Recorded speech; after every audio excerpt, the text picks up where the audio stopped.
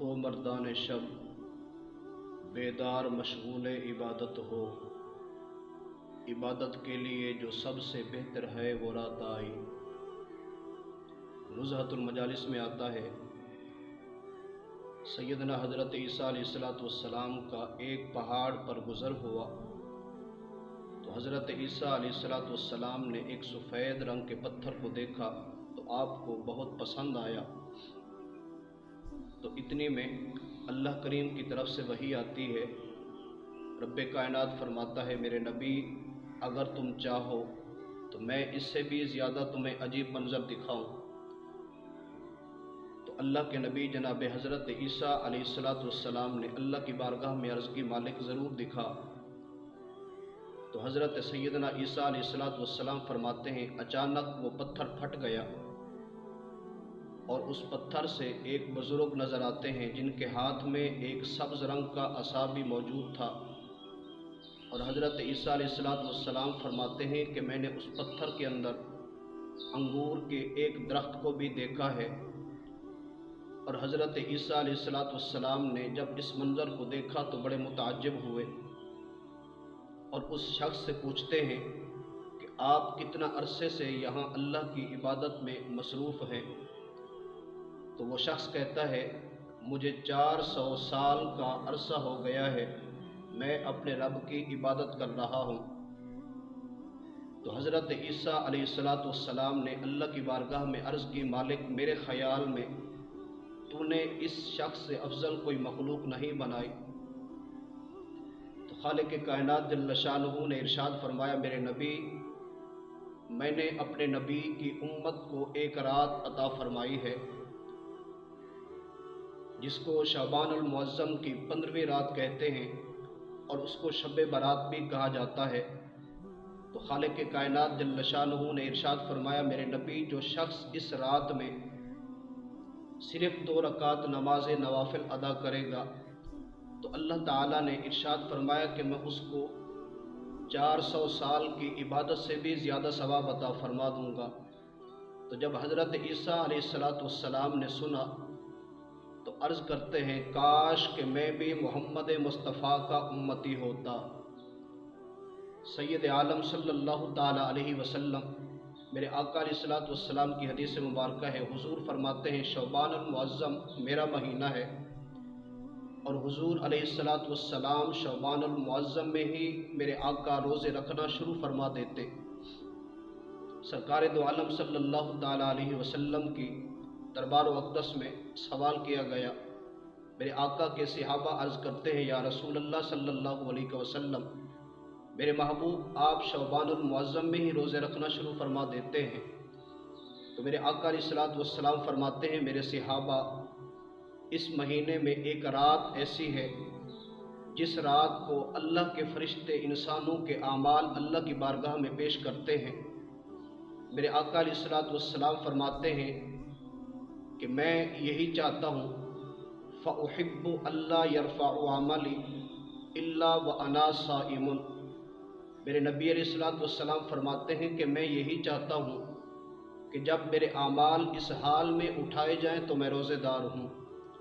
اور نبی کریم صلی اللہ علیہ وسلم فرماتے ہیں شعبان المعظم کی 15ویں رات کو شب برات کی رات کو اللہ کی رحمت برس رہی ہوتی ہے اور اللہ تعالیٰ اپنے شفقت سے بندوں کو فرماتا ہے میرے بندو تم میں سے ہے کوئی وہ شخص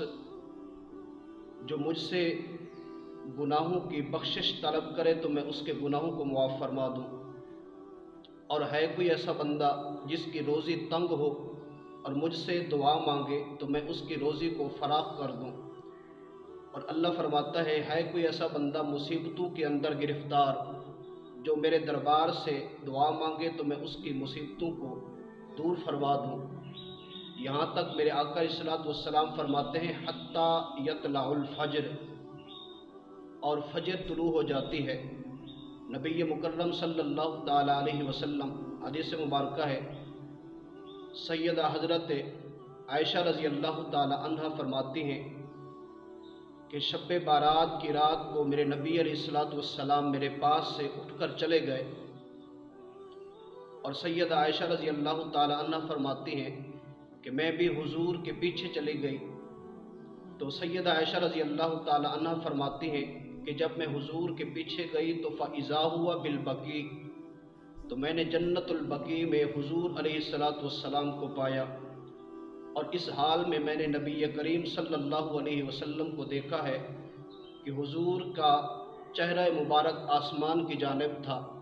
اور میرے نبی علیہ السلام نے دونوں ہاتھ اٹھا کر میرے محبوب اللہ سے اپنی امت کی بخشش کی دعائیں مانگ رہے تھے۔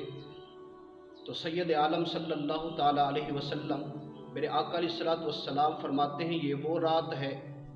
جس رات میں اللہ تبارک و تعالی اپنے بندوں کی دعاؤں کو کبھی بھی رد نہیں فرماتا، بلکہ جو بھی انسان اللہ کی دربار سے دعائیں مانگتے ہیں اور اللہ تبارک و تعالی ان کی دعاؤں کو قبول فرما لیتا ہے، اور جو کچھ اللہ کے دربار سے طلب کرتے ہیں تو اللہ اپنی رحمت سے انہیں عطا فرما دیتا ہے۔ حضرت حسن بصری رحمۃ اللہ تعالی علیہ فرماتے ہیں کہ میں نے حضور علیہ السلام کے 30 صحابہ سے اس بات کو سنا کہ جو شخص شب بارات کی رات کو 100 رکعت نماز نوافل اس طریقے سے ادا کرے کہ سورۃ فاتحہ شریف کے بعد سورۃ اخلاص کو 11 مرتبہ پڑھے، حضرت حسن بصری رحمۃ اللہ تعالی علیہ فرماتے ہیں اللہ تبارک و تعالی اس کو رحمت کی نظروں سے دیکھتا ہے، اور اللہ تبارک و تعالی اس کی سب حاجتوں کو پورا فرما دیتا ہے۔ سیدنا حضرت علی المرتضیٰ رضی اللہ تعالی عنہ فرماتے ہیں کہ میں نے شعبان المعظم کی 15ویں رات شب بارات کی رات کو حضور علیہ السلام کو میں نے دیکھا، میرے نبی علیہ السلام نے 14 رکعت نماز نوافل ادا فرمائے، اور نماز کے مکمل ہونے کے بعد میرے نبی علیہ السلام نے سورۃ فاتحہ اور سورۃ اخلاص، سورہ فلق اور سورہ والناس کو 14 مرتبہ پڑھا،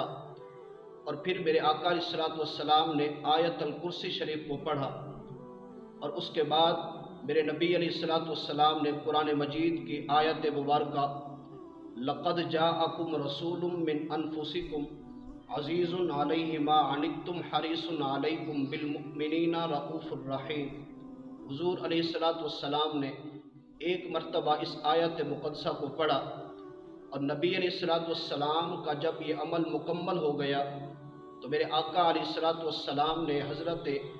علی رضی اللہ تعالی عنہ سے میرے نبی نے فرمایا علی جس عمل کو ابھی میں نے کیا ہے کیا تم دیکھ رہے تھے؟ تو سیدنا حضرت علی رضی اللہ تعالی عنہ کہتے ہیں میرے آقا میں دیکھ رہا تھا، تو میرے محبوب علیہ السلام فرماتے ہیں علی جو شخص شعبان المعظم کی 15ویں رات شب بارات کی رات کو اس عمل کو کرے گا جس عمل کو میں نے کیا ہے، تو میرے آقا علیہ السلام فرماتے ہیں اللہ تبارک و تعالی اس بندے کو 20 مقبول حجوں کا ثواب